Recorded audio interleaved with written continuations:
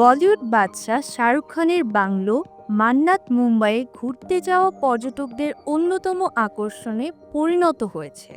বান্দ্রা এলাকার এই বাংলোটির বাইরে প্রতিদিন শত শত শাহরুখ ভক্ত ভিড় করে। ২৫ বছরেরও বেশি সময় ধরে অভিনেতা এবং তার পরিবার এই বাড়িতে থাকেন। এবার জানা গেল চলতি বছরের শেষ দিকে তারা এই বাংলো ছেড়ে একটি অ্যাপার্টমেন্টে থাকতে যাবেন। শুনতে খুব অবাক লাগলেও এটাই সত্যি।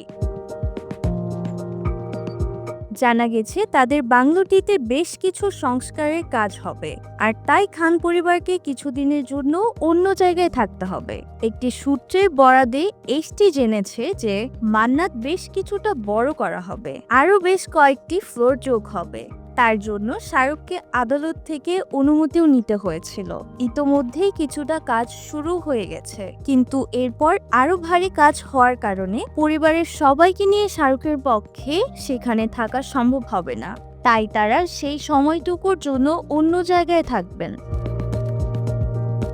শাহরুখ খানের নতুন ঠিকানা কোথায় হচ্ছে এ বিষয়ে জানা গেছে শাহরুখ খান স্ত্রী গৌরী এবং সন্তান অর্থাৎ আরিয়ান, সুহানা এবং আব্রাহামকে নিয়ে বান্দ্রার পালি হিল এলাকায় একটি বিলাসবহুল অ্যাপার্টমেন্টের 4 তলায় থাকবেন। এইচটির এক প্রতিবেদন অনুসারে শাহরুখ প্রযোজক বাসু ভাগনানির কাছ থেকে এই ফ্ল্যাটটি ভাড়া নিয়েছেন।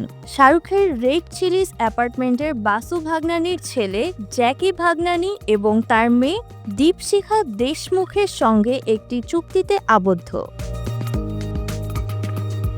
এই ফ্ল্যাটে কেবল খান পরিবারই থাকবে না, তাদের নিরাপত্তা কর্মী এবং পরিচালকরাও থাকবে। এই ফ্ল্যাটের জন্য প্রতি মাসে 24 লাখ টাকা করে ভাড়া দিতে হবে খান পরিবারকে। শাহরুখ এবং তার টিম অ্যাপার্টমেন্ট কমপ্লেক্সে তার এবং পরিবারের জন্য যথাযথ নিরাপত্তা এবং গোপনীয়তার জন্য ইতোমধ্যেই কাজ শুরু করেছে। তবে খান পরিবার সেখানে কতদিন থাকার পরিকল্পনা করেছে তা স্পষ্ট নয়। তবে মান্নাতের সংস্কার সম্পূর্ণ হতে 2 বছরের মতো সময় লাগতে পারে।